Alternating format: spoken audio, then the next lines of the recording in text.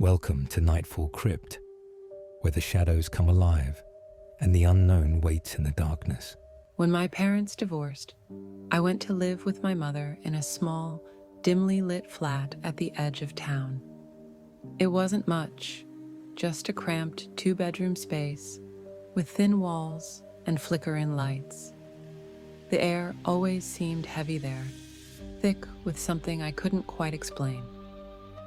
It started with the cold.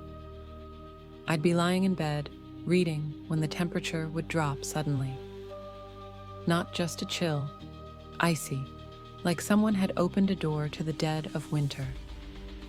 My breath would fog up, and a familiar terrible sensation would creep over me. Hatred. I wasn't alone. Someone was watching me. And whoever they were, they despised me. I never stayed in the room when that feeling came. I'd shove my book shut, rush out, and wait an hour before coming back.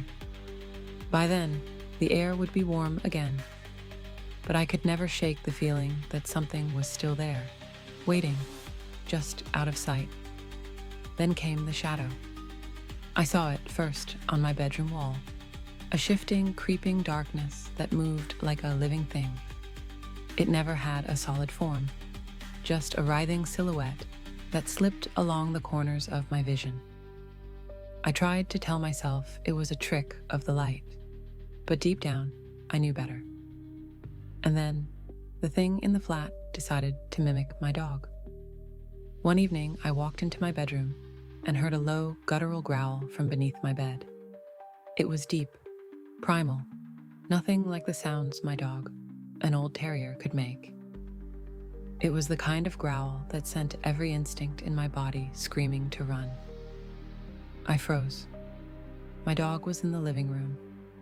The growl rumbled again, vibrating through the wooden floor. It wasn't a dog. It wasn't anything that should be in my room. I backed out, slamming the door shut behind me. From that night on, my dog started acting strange. He would sit in the hallway, outside my room, staring at the door with his ears flat against his head. Sometimes he would pace, whimpering, but he refused to go inside. I'd call him, but he wouldn't budge. It was as if something was standing between us, something only he could see. The worst part? Sometimes, in the dead of night, I'd hear scratching at my door, but when I got up to check, my dog would be fast asleep in the other room. The realization sank in like ice water.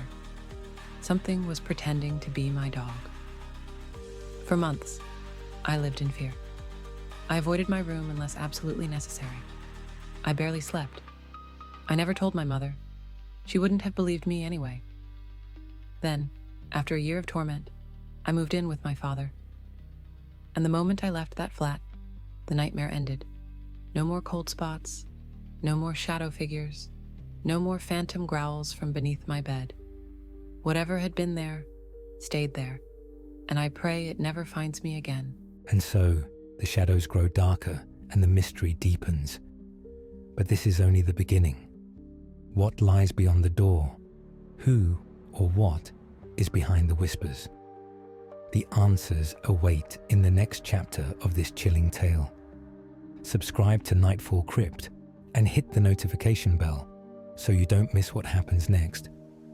The crypt holds many secrets, and we've only just begun to uncover them. Until next time, stay in the light if you dare.